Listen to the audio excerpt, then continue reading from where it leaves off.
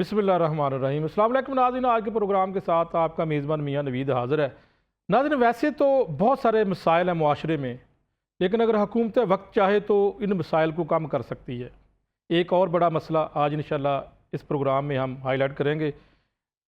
Nursing council और लाइड council को ज़म करने की कोशिश की जा रही है और ये वफाकी हुकूमत का ये फ़ैसला है। नर्सेज भी इस फैसले को तस्लीम नहीं कर रही और लाइड हेल्थ कौंसल जिसमें मुख्तलिफ टेक्नीशियंस और पैरामेडिकल स्टाफ के लोग आते हैं वो भी इसको तस्लीम नहीं कर रहे। तो इस वक्त दो कौंसलों को जम करना, लेकिन स्टेक होल्डर जो हैं उनको अतमाद में नहीं लिया गया। उनके शदीद खदशात हैं, तहफ़्फ़ुज़ात हैं, बल्कि वो सरापा एहतजाज हैं। आज के इस प्रोग्राम में इंशाल्लाह बात करते हैं कि क्या ज़रूरत पड़ी थी हुकूमत वक्त को कि दोनों कौंसलों को जम करने की कोशिश की जा रही है। तो बात कर लेते जी, मैं अपने पैनल का तारफ़ करवा देता हूँ।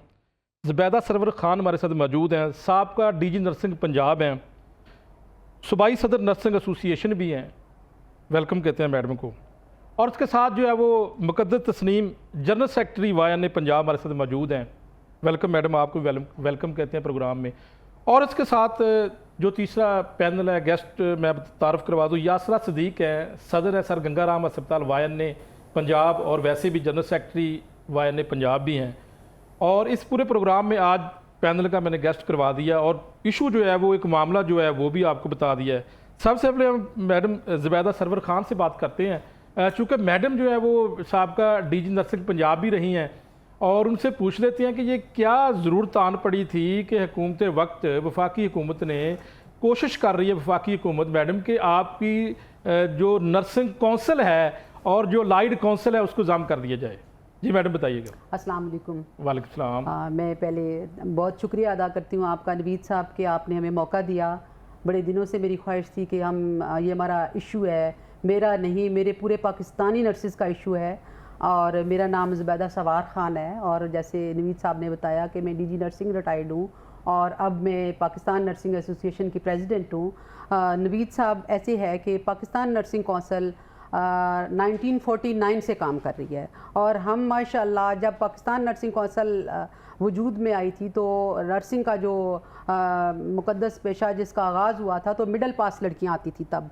माशाल्लाह अब इंटरनेशनल लेवल की नर्सिस के बराबर हम आ गए हैं।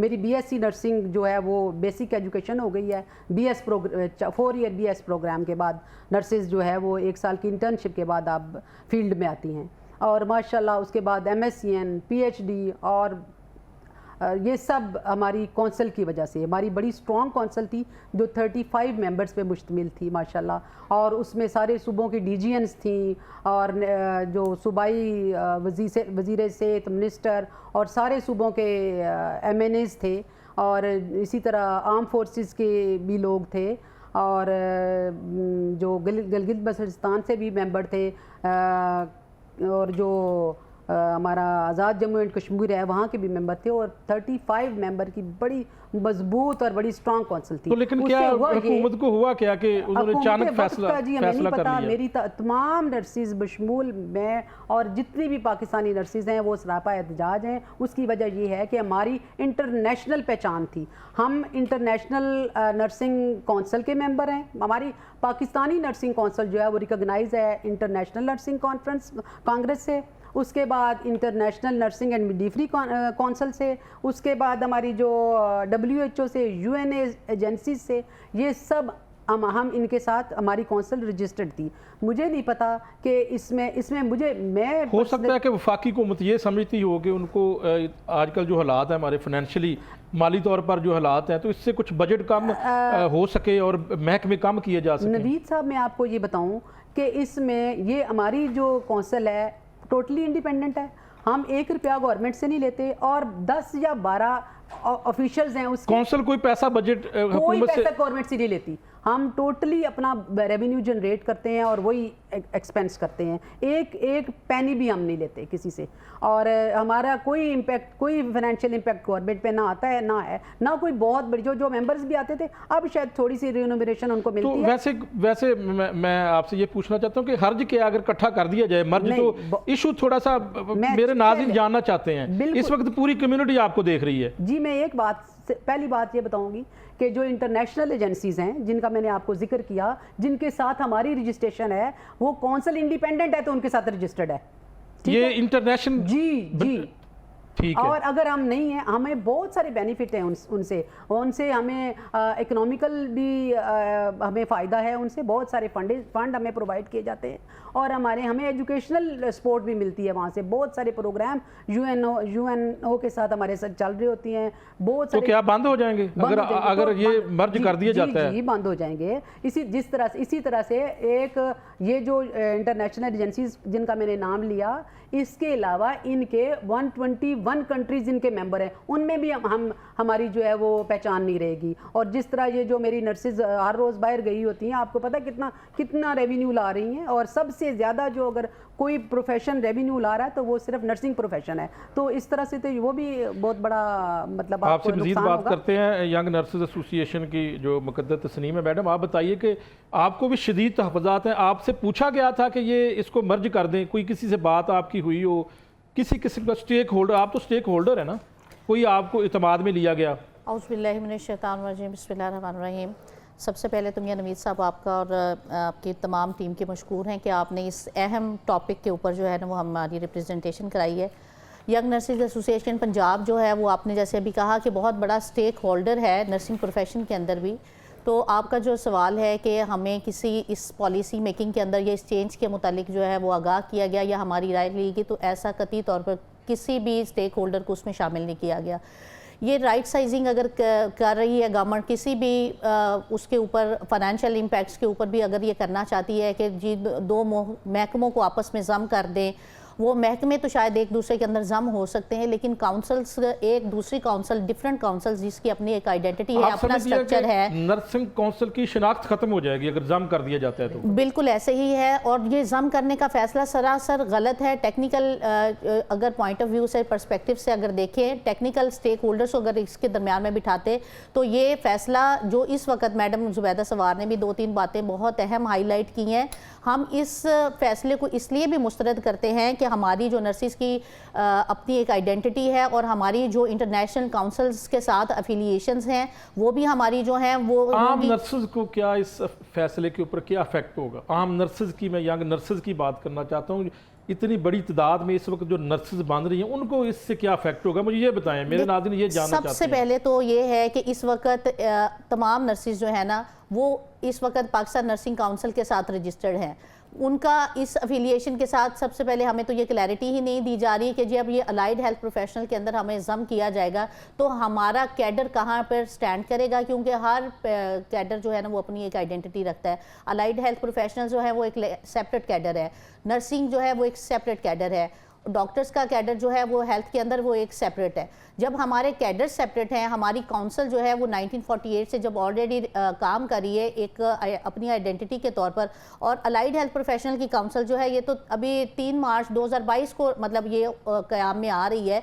अगर ये वो तो नो मौलूद है जी, अगर नो मौलूद भी है तब भी उनका अपना एक सर्विस स्ट्रक्चर है, अपने रूल्स रेगुलेशन है, अपनी एक, लेकिन वो भी चाहते हैं कि वो भी आपके साथ जम नहीं होना चाहते, वो भी कहते हैं कि हमारी अपनी शिनाख्त है और हम मुसलसल कोशिश कर रहे हैं हमारी अपनी काउंसिल बने। बिल्कुल ऐसे ही आम नर्स को भी वो उतना ही इफेक्ट कर, जितना ये एक आम अलाइड हेल्थ प्रोफेशनल को इफेक्ट करेगी उतना ही एक आम नर्स को भी इफेक्ट करेगी। उसकी रीजंस भी यही हैं जो आपको बताया कि कोई भी एक आम नर्स जो इस वक्त पाकिस्तान से बाहर और ओवरसीज में भी जाती है तो उसके ऊपर जो है वो इंटरनेशनल काउंसिल नर्सिंग के साथ हमारी अफिलिएशंस नहीं रह जाएंगी। हम WHO के साथ हमारी अलहदा से जो है अफिलिएशंस है, फिर हमारी इंटरनेशनल काउंसिल ऑफ मिडविफरी के साथ हमारी अलहदा से है, यूनाइटेड नेशन के साथ बात क्यों नहीं की? देखिए हमारा भी हुकूमत वक्त से हमेशा आपने देखा है कि नर्सिंग कैडर को जो है बहुत सी ऐसी टास्क फोर्स बनाई जाती हैं जिसमें नर्सिंग रिप्रेजेंटेशन नहीं रखी जाती। आपके प्रोग्राम से बल्कि हम हुकूमत से भी मुतालबा करेंगे कि जब भी इस तरह की कोई पॉलिसी इस प्रोग्राम के जरिए हो सकता है कि पहला मौक़िफ़ आपका जाए उनके पास। जी ये भी हो सकता है, लेकिन हम ये आप उनसे पुरजोर मुतालबा भी करते हैं कि जब भी वो कोई इस तरह की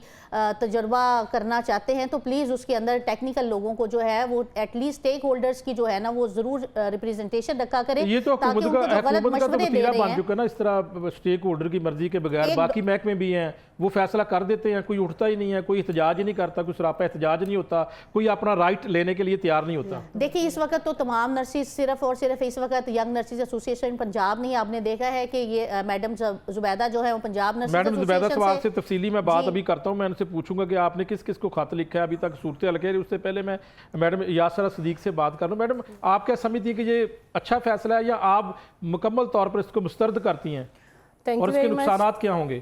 थैंक यू वेरी मच, आपने इस प्लेटफॉर्म से हमें अपनी आवाज़ जो है वो गवर्नमेंट तक पहुंचाने का मौका दिया है। देखें, कोई भी एक बॉडी होती है ना, उसकी एक अपनी आइडेंटिटी होती है।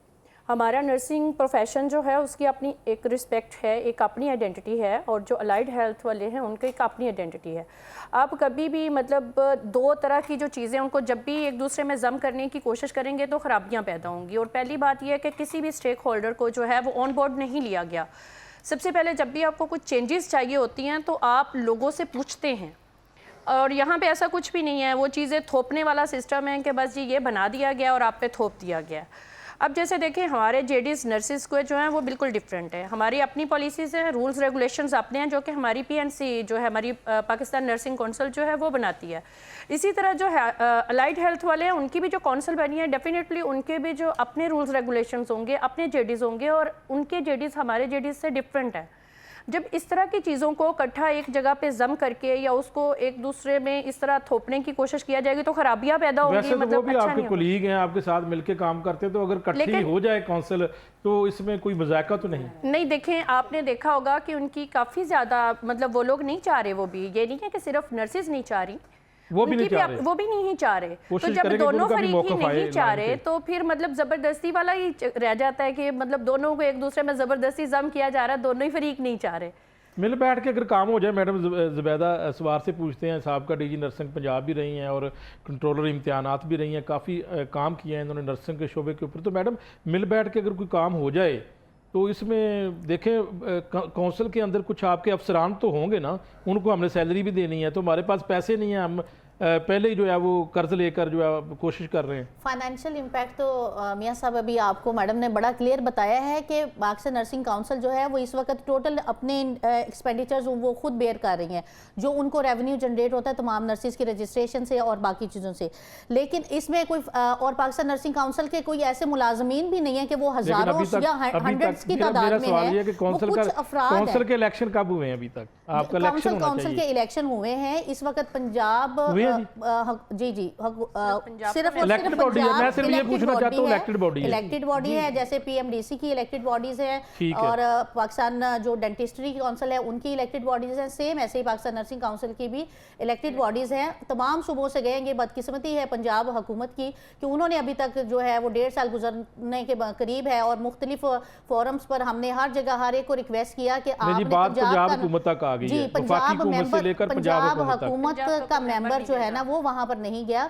बाकी तमाम तो हमारी तो नुमाइंदगी फिर नहीं है पंजाब की वहाँ पे। अगर पंजाब हुकूमत का नुमाइंदा अगर नहीं है तो फिर हमारी नुमाइंदगी पूरा सूबा बैठा हुआ है। जी बिल्कुल, हम इनके पीछे हैं तो नुमाइंदगी किधर है हमारी? बहुत क्रिटिकल इशू है और ये हमने हेल्थ मिनिस्टर जो है उनसे भी रिक्वेस्ट किया था, जो हमारे सेक्रेटरी थे पुराने, उनके साथ भी हमने रिक्वेस्ट किया कि इसके ऊपर जो हमारा मेंबर मैडम जुबैदा सवाल से पूछते हैं गलती से सब आपने पूछा कि अगर दोनों को जम कर दिया जाए तो क्या फ़र्क पड़ता है। मेरे 2-3 सवाल इसके आगे भी हैं लेकिन इसका जवाब दे जी। मैं ये बताऊंगी आपको कि दो बिल्कुल फ़र्क चीज़ें। अलाइड हेल्थ प्रोफेशनल बिल्कुल फ़र्क, नर्सिस बिल्कुल फ़र्क। हमारी प्रोफेशनल डेवलपमेंट कंप्रोमाइज होगी, पेशेंट केयर कंप्रोमाइज होगी, डिग्री भी फ़र्क जी बिल्कुल फ़र्क है, बिल्कुल फ़र्क। और इस तरह से होगा कि हमारी प्रोफेशनल डेवलपमेंट नहीं होगी। मैंने आपको बताया पाकिस्तान नर्सिंग काउंसिल के होते हुए हमने बहुत ही मतलब डेवलपमेंट हुई है माशाल्लाह। पीएचडी कर गए हम और मतलब और क्या करना है हमने। और पेशेंट केयर आप देखें कि इस वक्त कितनी पीएचडी नर्सेज है पंजाब में? इस वक्त पंजाब में 6 नर्सेज माशाल्लाह पंजाब में इस वक्त 6 पीएचडी हैं। और चूँकि आपको भी पता है कि हमारे यहाँ पहले ज़रा पंजाब हम बाकी सूबों से नर्सिंग एजुकेशन में पीछे थे, जबकि मेरा सूबा जो है ये हम 50,000 की कम्युनिटी हैं और इतनी नर्सेज बाकी पूरे पूरे पूरे पाकिस्तान में नहीं है जितनी नर्सेज जहाँ हैं। तो सारी जब हम कैटेगरीज जो बाकी अलाइड की मिलाने से, एक तो हमारी नर्सिंग डेवलपमेंट कंप्रोमाइज़ होगी, दूसरा पेशेंट केयर कंप्रोमाइज़ होगी। और देखिए हमारी कौंसल है, हमारा कोई भी इशू होता है हम कौंसल में लेके जाते हैं, दिनों में हल होता है। और जो भी किसी का भी हो, कोई किसी लाइसेंस से लेकर किसी नर्स का कोई इशू है, कोई पेशेंट मुझे का तो कोई पता लगा कि आपका कंट्रोलर इम्तिहानात ही जो है वो शोबा ख़त्म कर दिया गया है। अब जो है वो जो टेस्ट है वो भी एक डिफरेंट तरीके से, वो क्या मामला है? जी नवीद साहब, NTS से शुरू करेंगे आप? जी नवीद साहब, उन्होंने कहा जी आजकल ये चल रहा है कि NTS एग्ज़ाम लेगा नर्सिंग प्रोफेशन के, नर्सिंग डिप्लोमा कोर्सेज हमारा के। शोबा किधर गया? शोबा इम्तिहान मैं आपको बता रही हूँ कि आपको पता है कि 6 साल मैंने भी किया और मुझसे पहले और अब तक 49 इतना बड़ा स्कैंडल मैंने वैसे जो है वो आपने नहीं ना सुना, मैं भी बताती हूँ, मैं भी अरसा दराज से कर रहा हूँ। मैं भी कहती हूँ कि 79 में मैं नर्सिंग में आई थी और उसके बाद मैंने कभी नहीं सुना हमारा कोई पेपर आउट हो गया, हमारा कोई स्टेशन हालांकि MD कैट का पेपर लीक आउट हुआ जी है। हमारा कोई पेपर आज तक कभी लीक नहीं हुआ, अल्लाह के फजल से कोई सेंटर कभी नहीं बिका। जबकि NTS का भी लास्ट पेपर था, ये जो फार्मेसी का, तो आपने भी सुना होगा कि उनका एक सेंटर बिक गया था और पेपर भी आउट था। और NTS जो है सिर्फ टेस्टिंग अथॉरिटी है, वो सिर्फ टेस्ट ले सकती हैं प्रोफेशनल तो एजुकेशन। इसकी क्या वजह है कि क्यों अब ये भी फैसला स्टेक होल्डर की मर्जी के बगैर? पंजाब देखें जी, मैं ये कहती हूँ कि बीमार मैं हूँ, महकमा सेहत पंजाब ने फैसला किया है। नवीद साहब मैं बिल्कुल ये कहूँगी कि बीमार मैं हूँ और आप उनको बुला के मेरी तशखीस करें, मेरा इलाज कर दें, तो क्या फ़र्क पड़ेगा? ये इसी तरह से है कि ना हमें पॉलिसी मेकिंग में बिठाया जाता है, ना हमसे पूछा जाता है हमारे मसले क्या हैं और ख़ुद हल कर दिया जाता है। आप जैसे सेक्रेटरी साहब जो लास्ट सेक्रेटरी साहब से उनसे बड़ी मेहनत समाजत की तक उनको सब बताया कि ये पाकिस्तान नर्सिंग कौंसिल के एक्ट की बिल्कुल वायलेशन है, क्योंकि एक्ट में क्लियर कट लिखा हुआ है कि नर्सिंग एग्जामिनेशन बोर्ड जो हैं ये जो हमारा सब ऑफिस हैं पाकिस्तान नर्सिंग कौंसिल के, और पूरा इस तरह के कई एक्ट बने हैं जिनकी वायलेशन कर दी जाती है, हर महकमे में वायलेशन कर दी जाती है। नहीं, बात सुनने वाला कौंसिल के एक्ट की वायलेशन तो यानी एक्ट की वायलेशन तो आपको भी पता है कि जी अगर पाकिस्तान के एक्ट की वायलेशन करनी है तो फिर पाकिस्तान हमारा क्या करेगा? मुझे ये बताएं मैडम, अभी आपने कोई वफाकी हुकूमत को कहीं कोई खत लिखा है कि हमें ये तस्लीम नहीं है हमारी बात जी? एक मैंने नहीं लिखा, मेरी पूरे पाकिस्तान की जितनी तंजीमें उन्होंने लिखा, हम सब ने लिखा, पंजाब नर्सिंग एसोसिएशन से लेकर, ये मेरे पास सारे लेटर्स हैं, मैं आपको दिखा सकती हूँ कि पाकिस्तान नर्सिंग फेडरेशन ने लिखे, प्राइम मिनिस्टर साहब को लिखा, हमने कैबिनेट सेनेट के मेंबर को लिखा, ये हमारी जो इंटरनेशनल एजेंसीज हैं हमने कौंसल उनको भी लिखे हैं, इनके तो ईमेल्स हमें आ चुके हैं कि हम इस पे करेंगे, बड़ा प्रॉम्प्ट हमें आपने बताया हम इस पे काम करेंगे। और इसी तरह मैं कोई जवाब आया कहीं से? जी मुझे जवाब आया, मैं ईमेल आई है मैडम इनकी इंटरनेशनल एजेंसी से। उन्होंने क्या कहा? उन्होंने कहा है कि हम इस पे आपका फ्राइडे को हम इस पे मीटिंग करके आपको इनपुट देते हैं। मैडम लाहे अमल बता दीजिएगा, चूँकि अब आपका अगला लाहे अमल क्या है, आप क्या करना चाहती है? अगर ये हुकूमत करने जा रही है और कर देती है, नहीं करेंगे जी, इंशाल्लाह हम नहीं करने देंगे। मेरा पूरा पाकिस्तान, और आप ये समझ कितना बड़ा नुकसान अगर ये हो जाता है? ये बहुत बड़ा नुकसान है। देखिए ये मेरे हम नर्सेज का और लाइट का दोनों का नुकसान है जी, दोनों का नुकसान है। ये मेरा आप तो खत वगैरह लिखेंगी, जवाब देंगी, लेकिन असल काम ने पंजाब का है। यहाँ पर 2 लीडरान बैठी हुई हैं, आप बताएं कि आपकी तो बात सुनी जाती है। पिछले दिनों में आपके जो एहतजाज था उसके ऊपर आपकी फौरी बात जो है मानी गई, आपको सेक्रेटरी हेल्थ भी मिले, दोनों सूबाई वज़रा भी आपको मिलते हैं, लेकिन ये वफाकी इशू है, इसके ऊपर बता दी, कमेंट कर दें आखिरी।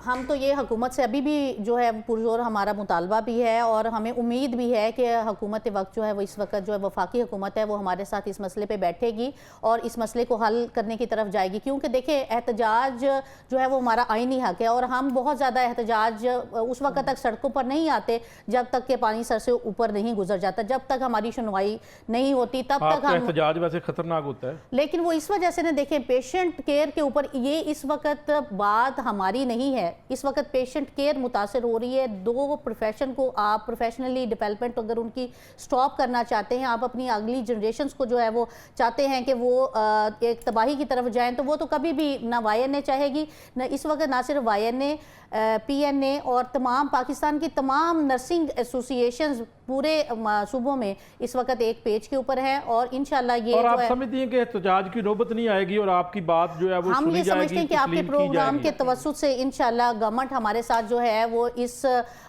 इसको जो है वो नजरसानी करेगी इसके ऊपर, और इसके ऊपर जो है वो टेक्निकल लोगों को अपने साथ लेकर चलेगी। कभी भी इस तरह के फैसलों को जो कि प्रोफेशनल डेवलपमेंट को जो है उसमें खतरात का बाइस बनते हों, या पेशेंट केयर में जहां पर ये हुकूमत आई ही इसी नैरेटिव के ऊपर है ना, जो भी आती है वो फैसले सेहत के ऊपर आती है। अपोजिशन में जब होते हैं तो बात भी सुनते हैं। जब मैडम यासरा से बात कर लेते हैं, आखिरी कमेंट इनसे ले लेते हैं। मैडम यासरा, आप क्या कहेंगी?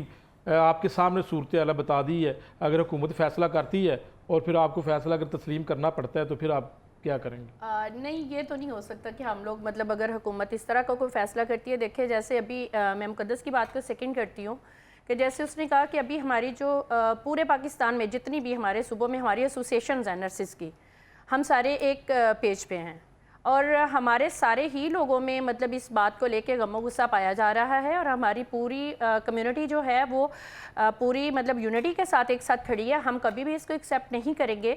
हम अभी भी मतलब रिक्वेस्ट कर रहे हैं, या आप समझें कि अपील कर रहे हैं, या अभी भी हम चाहते हैं कि हमारे साथ टेबल पे बैठे और इस पे नज़रसानी करें। अगर नहीं इस तरह की कोई मतलब नज़रसानी करनी चाहिए। स्टेक होल्डर सामने बैठे हुए हैं, स्टेक होल्डर्स का मौक़िफ़ आ गया। मैडम यासर सदीक आपका बहुत शुक्रिया, मैडम मुकद्दस तस्नीम आपका बहुत शुक्रिया, मैडम ज़ुबैदा सवार खान हमारे साथ मौजूद थी, साहब का डी नर्सिंग पंजाब, उनका भी मौक़िफ़ आ गया। मैडम आपका बहुत शुक्रिया। नाज़रीन, बगैर स्टेक होल्डर की मर्ज़ी के कोई अगर आप अमेंडमेंट या ज़म करते हैं तो उसके नतीजे आपके सामने हैं। नाज़रीन, नर्सेज और लाइड हेल्थ वो बिल्कुल इसको तस्लीम करने के लिए तैयार नहीं, और मैं भी चाहूँगा, मेरी भी ये ख्वाहिश है कि इनके जो मुतालबात कम से कम इनको सुना जाए, क्योंकि स्टेक होल्डर ने जो है वो काम करना है, और हुकूमत वक्त इनके मुतालबात को सुने और बेहतर कुछ ना कुछ रिजल्ट निकले, ताकि जो है वो इनकी बात भी सुनी जाए और उनके जो मसले उनको भी हल हो जाए।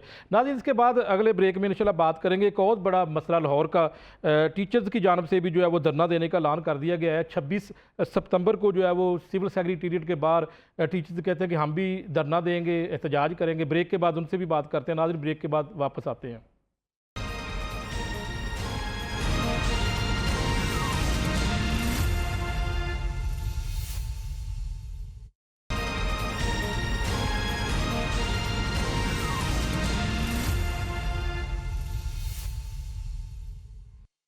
Welcome back to the show. नाज़रीन, टीचर्स की बात करूंगा। टीचर्स भी मैदान में आ चुके हैं और उनके भी कई ऐसे मुतालबात हैं जिनको मनवाने के लिए उन्होंने कहा जी कि 26 सितंबर को जो है वो सिविल सेक्रेटेरिएट के सामने धरना देंगे और पूरे पंजाब से वो टीचर होंगे, अपने मुतालबात मनवाएंगे। इनके क्या मुतालबात हैं और अचानक क्यों ये फैसला करना पड़ा कि ये धरना ही दे दें? कोई पट्टियाँ बांध लेते हैं या उससे पहले अपने कोई मुतालबात मनवाने के लिए कोई खत वगैरह वज़ीर तालीम को लिख देते। तो हम बात करते हैं पंजाब टीचर यूनियन के जो सदर हैं काशिफ चौधरी साहब हमारे साथ मौजूद हैं। वेलकम कहते हैं काशिफ साहब। उसके साथ ही जो है वो general secretary Punjab teachers union Rana Liaquat Ali साहब भी हमारे साथ होंगे। वेलकम राना साहब। और वैस गुज्जर नुमाइंदा लाहौर रंग एजुकेशन की बीट करते हैं, इनसे भी जो है वो इनकी राय लेंगे कि क्या ज़रूरत पड़ी है। सबसे पहले काशिफ चौधरी साहब के पास जाते हैं। काशिफ भाई, क्या ज़रूरत पड़ गई है? अचानक ही आपने कहा धरना दे देना है सिविल सेक्रेटेरिएट के सामने। बिस्मिल्लाहिर्रहमानिर्रहीम। मियाँ साहब, एक तो आपको रेगुलर शो आपका हो गया, इस पर मुबारक हो। खैर मुबारक। और मैं उम्मीद करता हूँ कि हमेशा की तरह लाहौर रंग साथी की आवाज़ उठाता रहेगा। आज तीसरा प्रोग्राम है और आज आपने वो शुरू कर दिया सिलसिला। बिल्कुल जी। अच्छा, ये इसमें मैं वजाहत कर दूँ कि ये कोई अचानक प्रोग्राम नहीं बना हमारा। 29 मई को हमने एक दिन का 2-3 घंटे का एहतजाजी प्रोग्राम किया वहाँ पे पंजाब असम्बली के सामने। उसके बाद हमारा जो ग्रैंड टीचर अलाइंस है उसी के प्लेटफार्म से 25 जुलाई को मुस्लिम लीग नून के दफ्तर मॉडल टाउन के आगे भी एहतजाज हुआ। उस दिन भी कुछ वादे वईद हुए हुकूमत के साथ, यानी कि आपके साथ वादे कर चुके हैं। ठीक है, हाँ। उसके बाद फिर हमने एक पूरा शेड्यूल दिया। 11 सितंबर को पूरे पंजाब के इजला के अंदर एहतजाज रिकॉर्ड करवाया और फिर कोई 15-20 दिन काली पट्टियों वाला सिलसिला भी चलता रहा। और उसके बाद जब अब तक वो वादे वईद जो होते हैं उनके ऊपर कोई बात करने को और सुनने को तैयार नहीं हुआ, तो मजबूरन अब फिर हमें ग्रैंड टीचर अलायंस के प्लेटफॉर्म से धरने की कॉल देनी। यानी कि ये ग्रैंड टीचर अलायंस पूरे पंजाब का जी, ग्रैंड टीचर अलायंस के अंदर हमारी बहुत सारी इसके प्लेटफॉर्म से आप आ रहे हैं। हाँ जी, मुख्तलिफ असातिज़ा तंजीमें शामिल हैं जो सिर्फ स्कूल एजुकेशन के मसाइल के ऊपर जो है वो ये धरना देने जा रही हैं। अब इसके अंदर जो सबसे बड़ा आप देखें कि स्कूल एजुकेशन के ऊपर ना बिला वजह रोज़ नए तजर्बात, जिसको सबसे ज़्यादा ज़रूरत है तवज्जो देने की, उसके ऊपर कोई बंदा उठता है, पता नहीं कहाँ से मशवरा लेके आता है और एक नया तजर्बा कर देते हैं। अब जैसे बैठे बिठाए क्या हुआ कि स्कूल एजुकेशन का कुछ 40 साल पुराना एक जो है हमारा दस्तूरुल अमल राइज है, पूरी दुनिया में उसी तरह चलता है कि बच्चों के पढ़ाई के इतने घंटे होते हैं सर्दियों में और जो है वो गर्मियों में इतने घंटे होते हैं। इन्होंने क्या किया कि बैठे बिठाए उठ के स्कूलों की टाइम टेबल चेंज कर दिया। इन्होंने कहा जी कि स्कूल सुबह जो है वो 8 बजे की बजाय अब 7:45 पर लगेंगे और छुट्टी जो है वो 2:30 बजे हुआ करेगी, और बच्चे जो हैं उनको 1:30 बजे छुट्टी होगी, बच्चे सुबह 8 बजे आएंगे, असातिज़ा जो हैं वो घंटा स्कूलों में बैठेंगे। और तो इसी तरह नुकसान क्या है? इसी तरह मैं बताता हूँ आपको कि एक सैटरडे ऑफ होगा, एक सैटरडे को 3 घंटे के लिए असातिज़ा आएंगे। बात यह है कि आप जिन बच्चों को हमने पढ़ाना है, जिनके लिए हम डिप्यूट हुए हैं, उन बच्चों को तो आपने घरों में बिठा दिया। अब इसका नुकसान ये हो रहा है कि सैटरडे वाले दिन जब बच्चे नहीं आते तो 6 घंटे उनकी पढ़ाई के कम हो गए। हफ्ते को बच्चे नहीं आएंगे, टीचर आएंगे, असातिज़ा आएंगे स्कूलों में। 6 घंटे बच्चों के पढ़ाई के कम हुए, ठीक है। वो 6 घंटे आपने कहाँ अकोमोडेट किए? आपने कहीं भी नहीं किए। और उसका दूसरा नुकसान ये हो रहा है कि जुमे वाले दिन बच्चे जो हैं वो 70-80% खुद ही घरों में बैठे रहते हैं। जुमा वैसे हाफ डे होता है, 2 छुट्टियां आपने दे दी हैं। 2 छुट्टियां, एक आध छुट्टी बच्चा वैसे कर लेता है या कहीं ना कहीं कोई टीचर सी लीव कर लेता है, तो इसका मतलब है कि हफ्ते में पढ़ाई के रह गए 3 दिन।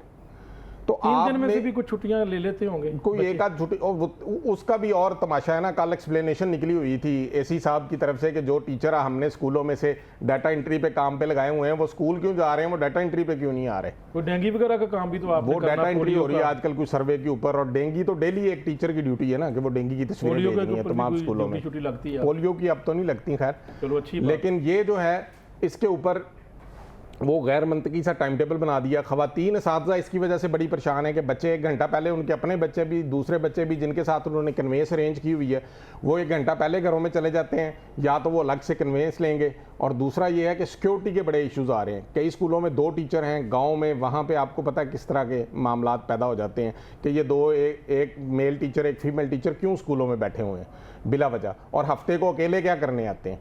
इस तरह के मसाइल भी पैदा होने शुरू हो गए हैं। और फिर बच्चे जब अलग जाएंगे, टीचर उनके साथ उन्होंने रिक्शा वगैरह अरेंज किया होता था, पैसे बांट के दे लेते थे, उनका बड़ा इशू है कि उनको अब अलग से कन्वेंस का अरेंज करना पड़ता है। तो ये एक तजर्बा का बना दिया। आपसे मजीद बात करते हैं, कुछ राना साहब का भी इनपुट लें ना। राना साहब भी आए हुए हैं। राना साहब, लीव इनकैशमेंट की बहाली और पेंशन इनकम टैक्स की इस्तेलाहात फिलफौर खात्मा किया जाए, स्कूलों के कातकार के ऊपर काशिफ साहब ने बता दिया। तो ये जो 2 मुतालबे ये क्या है, नाज़रीन जानना चाहते हैं ये क्या? बिस्मिल्लाहिर्रहमानिर्रहीम। देखें जी, पाकिस्तान में बदकिस्मती ये है कि कोई भी इस्लाहात या कोई पॉलिसी मुरतब करते हुए वो जो स्टेक होल्डर होते हैं, जो उस महकमे में काम कर रहे होते हैं लोग, उस डिपार्टमेंट के लोगों से कोई इनपुट नहीं ली जाती कि हम आपके लिए ये काम करने जा रहे हैं, क्या यह बेहतर होगा कि नहीं बेहतर होगा। जिस तरह काशिफ साहब ने टाइम टेबल का बताया कि पाकिस्तान की 77 साल तारीख़ है कि आज तक कभी ये नहीं हुआ कि स्कूल टाइम के बाद असातिज़ा को 1 घंटे के लिए, 1.5 घंटे के लिए या 30 मिनट के लिए वहाँ पर रोका जाए। और फिर क्यों रोका जाए, उसका मकसद कोई होगा। इसी तरह आपने बच्चों को, हमारा तालीमी सेशन जो है वो तकरीबन 15 अगस्त से अब स्टार्ट हुआ है दोबारा, और उसने जाना है 31 मार्च तक। इसके 229 दिन बनते हैं।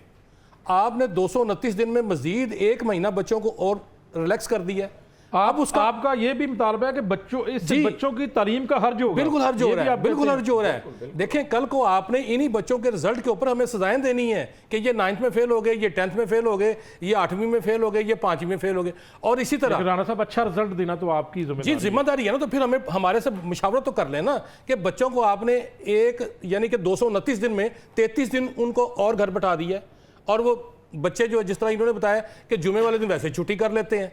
तो इस तरह तालीमी निज़ाम नहीं चलेगा कि आप ऊपर से पॉलिसियाँ तय करके और नीचे उसके ऊपर अमल दरामद शुरू कर दें। तो जो बात आपने की लीव इनकैशमेंट की, देखें ये 2007-8 में नवाज शरीफ की गवर्नमेंट थी, पंजाब में वज़ीर आला शहबाज शरीफ थे, मरकज़ में प्राइम मिनिस्टर थे नवाज शरीफ साहब, और उन्होंने हमारी जो लीव इनकैशमेंट थी वो 180 दिन से बढ़ाकर 365 दिन की थी। क्या कि अगर कोई मुलाजम दौरान सर्विस वो छुट्टियां नहीं करता, वो सर्विसेज देता रहता है, तो रिटायरमेंट के वक्त उसको उनकी छुट्टियों के इवज़ जो है उसको लीव इनकैशमेंट के मद में एक रकम जो है ना उसको दे दी जाएगी जो उसकी तनख्वाह के बराबर होती थी। इन्होंने क्या किया, बल्कि निगरान दौर में जिनका ये प्रीव्यू ही नहीं था, और उन्होंने अचानक से वो नोटिफिकेशन कर दिया कि जी अब किसी मुलाजिम को जो है ना, दौर में तो बहुत सारे फैसले ऐसे हुए, हेल्थ के फैसले आपके सामने हैं और डेवलपमेंट के मामला बहुत सारे। लेकिन में भी तो कोई ऐसी कमी होगी जो हुकूमत समझती है कि ये सारी जो अभी इस्तिलाहात मियां साहब, आपका एक रिनाउंड चैनल जो है सर्वे करवाता है, तो 70% लोग आज भी इस मुल्क में असातिज़ा पे रिलाई करते हैं। सरकारी असाजा पे लोग आज भी रिलाय करते हैं, एतमाद का इजहार करते हैं। और आप जब हम इनको कहते हैं कि आप हमें इलेक्शन की ड्यूटी पर ना लगाएं, तो यही गवर्नमेंट कहती है कि जी असाजा से मोतबर कोई भी तबका नहीं है जिसके ऊपर एतमाद किया जा सके। तो फिर क्या जरूरत है कि आप हमसे आप पॉलिसी बनाते सियासत की नजर हो चुके हैं? नहीं, हम नहीं समझते। हमने कभी आज तक कोई पॉलिटिकल ऐसी कोई एक्टिविटी नहीं की। हम तो उस गवर्नमेंट के मुलाजम हैं जो बरसरे इक़्तिदार है, लेकिन उससे मुतालबा यही है कि आप कम अज़ कम कोई भी पॉलिसी बनाते वक्त या इस्लाहात करते वक्त असाज़ा से मुशावरत को साथ, स्टेक होल्डर को साथ लें। हम इसके ऊपर जो है वो हमारे जो एजुकेशन के रिपोर्टर हैं वैस गुजर साहब हमारे साथ मौजूद हैं। वैस टीचर्स के ग्रांट लाइन्स इन्होंने बना दिया और 26 को सिविल सेक्रेटेरिएट के सामने एक धरना देने का ऐलान कर दिया। आप क्या समझते हैं कि आप बीट करते हैं, इनके कितने जायज़ मुतालबात? आप मेरिट पे बताएं मुझे। हाँ, अगर हम मुतालबात की अगर हम बात करते हैं तो जो टीचर्स के मुतालबात हैं ना वो जायज़, जो भी ये करते हैं वो चाहे वो हो पे स्केल के हवाले से होते हैं या स्केजुअल के हवाले से, जिस तरह से इन्होंने बताया टाइम चेंज कर दिया है। लेकिन इस समय मैं समझता हूँ कि जो 1 घंटा उन्होंने असाजा को दिया हुआ है ना कि 1 घंटे बाद असाजा स्कूल से जाते हैं, उसमें उन्हें टाइम मिल जाता है अपनी डेली बेसिस पे देखने का कि हमने आज सारा दिन क्या किया और कल क्या करेंगे। और इसी तरह से उन्होंने वीकेंड का जिस तरह से बताया, एक दिन बच्चों को भी तो जो है वो सैटरडे संडे बच्चों का तो वैसे अब फ्राइडे को वैसे चले जाते तो उनका हर्ज भी तो होगा ना तालीम का। लेकिन उन्हें उसी तरह से असाजा को उतना टाइम भी तो मिल जाता है कि आप अपने स्केजुअल को जो है ना वो मेंटेन करें कि किस तरह से आपने किन चीज़ों को लेकर पढ़ाई करनी है, आपने क्या चीज़ें जो है वो बच्चों के लिए ज़रूरी है क्या नहीं। अगर हम बात करते हैं सरकारी टीचर्स हों या प्राइवेट टीचर्स हों, वो स्कूल से पढ़ा के जब घरों के जाते हैं उन्होंने अकेडमीज़ या ट्यूशन ये वो उनका जो अगले दिन का स्केजुअल होता है ना वो उनको नहीं पता होता कि हमने अगले दिन जाके वैसे मुझे ये बताएं कि मौजूदा दौर में इस दौर में अभी भी सरकारी स्कूलों के अंदर टीचर्स गैर हाजिर होते हैं क्या? ये बात हाँ अभी भी होते हैं। और ये कुछ स्कूल तो ऐसे भी हैं कि जो आम बस बच्चे जाते हैं साज़त में। ऐसे इस्तिलाहात लाएगी जिससे जो है उनको टैकल किया जा सके क्या? अगर हुकूमत के हवाले से अगर बात करते हैं तो हुकूमत जो है इसके ऊपर काम कर रही है काफ़ी ज़्यादा।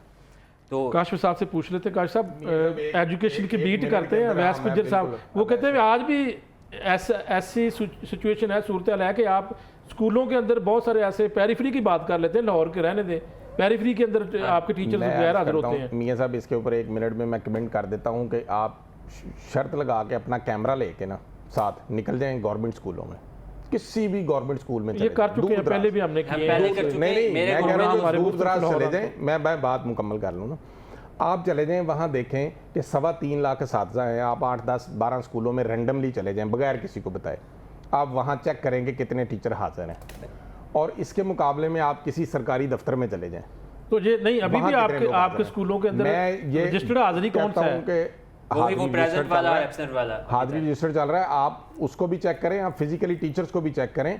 और ये हेल्थ में तो वो ले आए हैं, अब स्कैन होता है। मियां शहबाज शरीफ साहब जब वज़ीर आला थे तो एक बड़ी हाई फाई मीटिंग हो रही थी, उसमें एक सेक्रेटरी साहब को जब यही बात कही गई ना कि टीचर गैर हाजिर होते हैं, तो वो सेक्रेटरी साहब का जवाब था कि मैं आज चकवाल के 2-3 स्कूलों में गया और वहाँ पे टीचर्स मौजूद थे। जब मैं अपने दफातर में गया जो हमारे रिलेटेड दफातर हैं तो वो लोग वहाँ 10-11 बजे तक नहीं आए हुए। अच्छा, हमारे इलाके में तो ये बहुत कम है। वो कोई देखें 3.25 लाख असातिज़ा हैं, उनमें से अगर आप चंद कोई 1, 2, 3, 4, 10, 15, 20 जो है ना जो लेट हो गए या किसी से नहीं आए तो उसको आप काशिफ साहब कह रहे हैं कि अगर इतनी बड़ी कम्युनिटी है तो उसमें 100% तो दुरुस्त नहीं हो सकता। अगर कुछ लोग हैं तो उसकी जिम्मेदारी टीचर यूनियन या ये एक ग्रैंड लाइंस जो बनाया इनकी तो नहीं है, उनको पकड़ें, उनको सजा दें अगर कोई चंद लोग ऐसे हैं तो, लेकिन आप ओवरऑल तबके के ऊपर ये इल्जाम नहीं लगा सकते। 2 स्कूल्स हैं जिनको मैं जानता हूँ हमारे गाँव की अगर बात करते हैं तो वहाँ पर टीचर्स ने अपनी जगह पर टीचर्स हायर किए हुए हैं।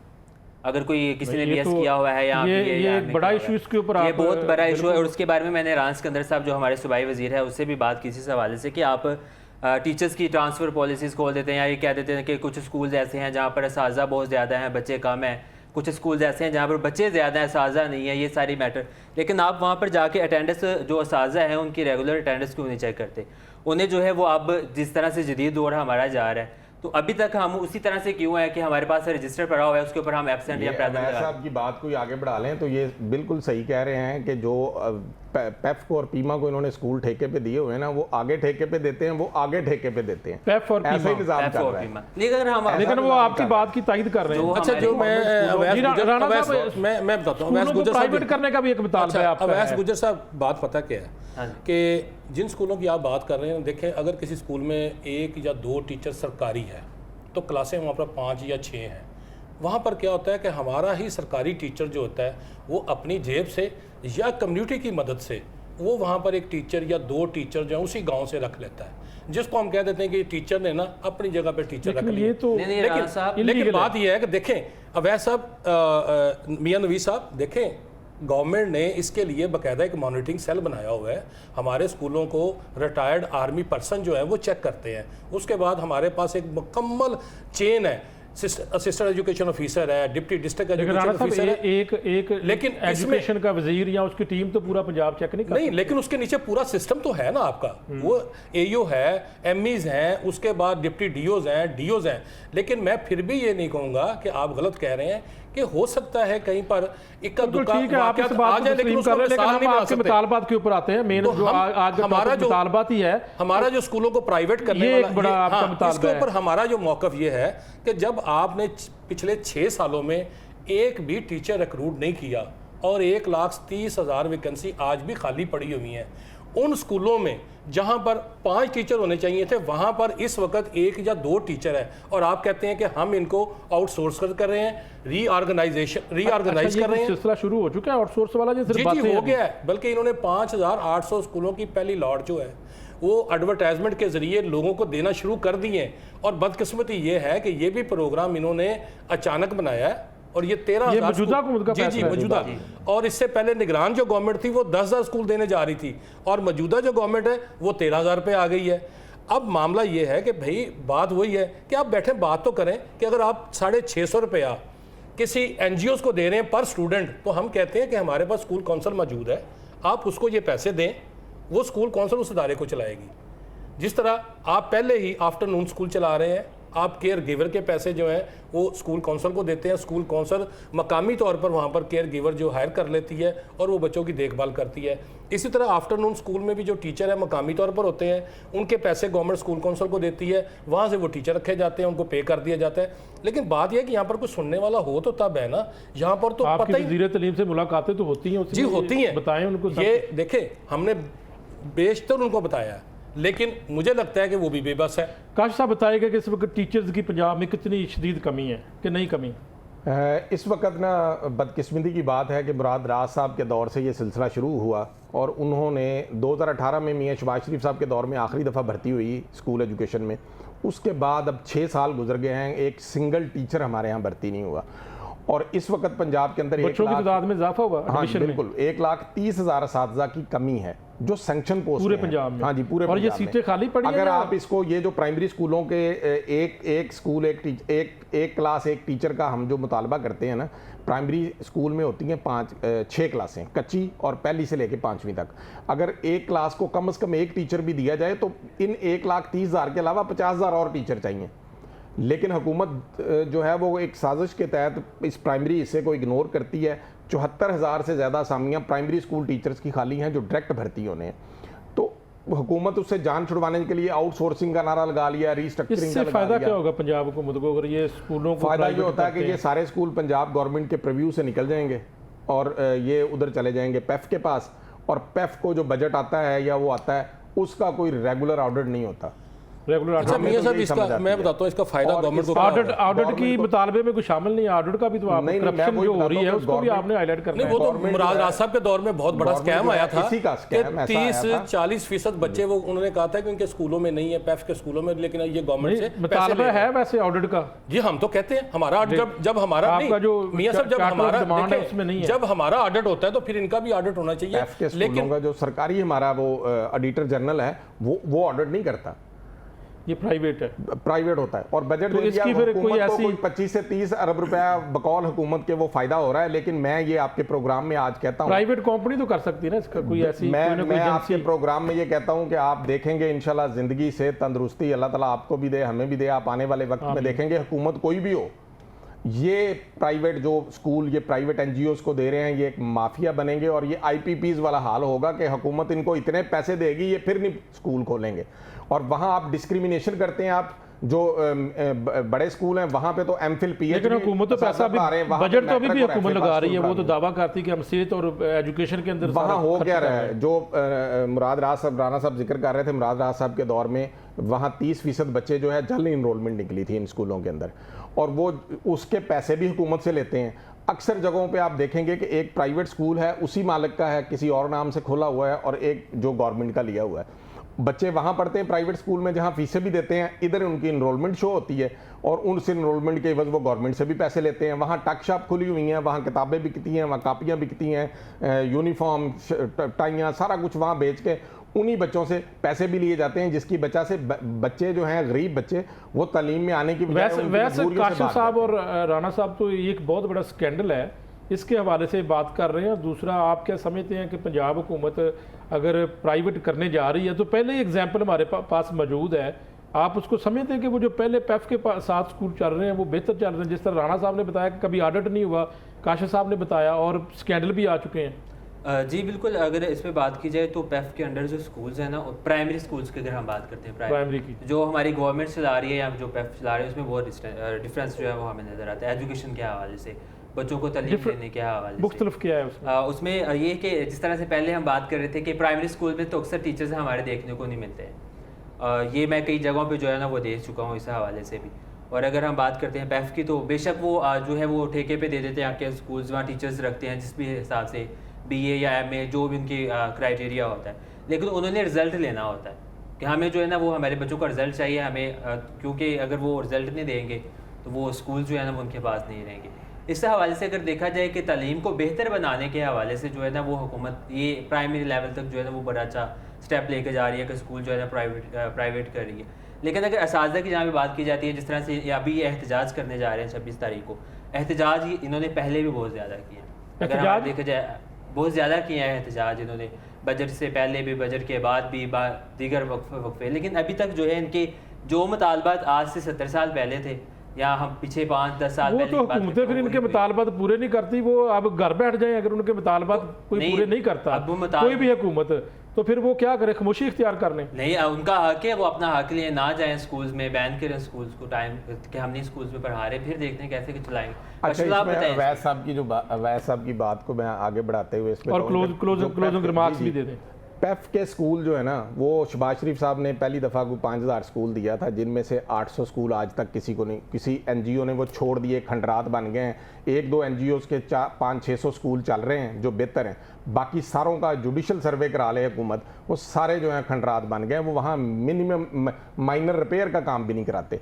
अब भी यही सूरत हाल है। उस दिन एक मीडिया पे खबर भी चल रही थी कि इस वक्त भी कुछ 600 से ज़्यादा ऐसे स्कूल हैं जो 5800 एडवर्टाइज़ किए हैं, उनको कोई एनजीओ लेने को तैयार नहीं है। इसी वजह से नहीं है कि वहाँ बच्चे लाने मुश्किल हैं। तो आप असातिज़ा भर्ती करने की बजाय आप जब अपनी जान छुड़ाएंगे, या आप जितनी देर तक आप कहते हैं मुल्क के माशी हालात ठीक नहीं है, आप उतनी देर तक, राना साहब ने जैसे बात की थी कि आप स्कूल कौंसिल के ज़रिए से आप प्राइवेट टीचर रखने की इजाज़त दे दें, 1-2 साल, उसके बाद अगर हालात बेहतर हो जाएंगे तो आप रेगुलर टीचर भर्ती करें। आखिरी बात ये कि इसके अंदर एक मुतालबा हमारा सेकेंडरी स्कूल एजुकेटर्स की मुस्तकिली का भी है। 14,000 हमारे वो असातिज़ा कराम हैं जो अरसा 2014 से लेके अब तक वो मुस्तकिल नहीं हो सके, और हम अब मुतालबा करते हैं ग्रैंड टीचर अलायंस के प्लेटफॉर्म से वो भी शामिल हो गए। राणा साहब रिमार्क्स दे दें, क्लोजिंग रिमार्क्स। मियाँ साहब, इस वक्त तकरीबन 70 से 80 लाख बच्चा आउट ऑफ स्कूल है, उसके लिए गवर्नमेंट ने क्या किया है कि जो स्कूल में बच्चे आ रहे हैं वहाँ पर एक प्रॉब्लम क्रिएट कर दी है सरकारी साजा के दरमियान में और पैफ के अदारों के दरमियान में। आप उनके लिए 20-25 हज़ार नया स्कूल खोलें, ना कि हमारे 13,000 स्कूल जो है आप वो प्राइवेट मैनेजमेंट के हवाले करने जा रहे हैं। आपको चाहिए इस मुल्क में कि तालीम जो है एमरजेंसी नाफज जो की हुई है उसके तहत हर वो बच्चा जो ग्रेजुएशन या BS करने जा रहा है उसको 6 महीने के लिए सरकारी स्कूल में पढ़ाना पड़ेगा। इनकी टीचर शॉर्टेज पूरी हो जाएगी और एक म्यारी तालीम आपको मिल सकेगी। बहुत शुक्रिया जी राना साहब, राना लियाकत साहब और काशिफ चौधरी साहब, बहुत शुक्रिया आपका। और वैस गुज्जर जो है वो नुमाइंदा लाहौर रंग हमारे साथ मौजूद थे और तफसीलन हमने जो टीचर्स के मुतालबात उसके ऊपर बात की है। बिल्कुल यकीनी तौर पर मैं भी यही कहूँगा जी कि अगर लाइड हेल्थ या नर्सेज काउंसिल को जम करने की कोशिश की जा रही है तो उसके अंदर भी जो स्टेक होल्डर्स हैं उनके साथ बात की जाए, क्योंकि स्टेक होल्डर्स जो है उन्होंने काम चलाना है। इसी तरह के टीचर्स के मुतालबात है और गाइडलाइंस एक बना दिया गया है टीचर्स की जानब से, और 26 को एक धरना देने की उन्होंने एक पूरा एक डिमांड ऑफ चार्टर जारी कर दिया है। तो उनकी भी बात सुने। यकीनी तौर पर बात सुनने से जो है वो मेरा ख्याल है कि मामला बेहतर भी हो जाएंगे, क्योंकि इनके जो मुतालबात हैं ये भी अगर वज़ीर तालीम के साथ बैठेंगे यकीनी तौर पर मुझे लगेगा कि उसके बाद इनके मामला बेहतर होंगे। और जो कौंसल को जम किया जा रहा है कि वो भी स्टेक होल्डर है। तो नाज़रीन, ये आज के 2 बड़े मसाइल थे, इसको उजागर किया है। आज के प्रोग्राम में इजाज़त चाहता हूँ। इंशाअल्लाह अगले प्रोग्राम में हाज़िर हूँगा। तब तक के लिए अल्लाह हाफ़िज़।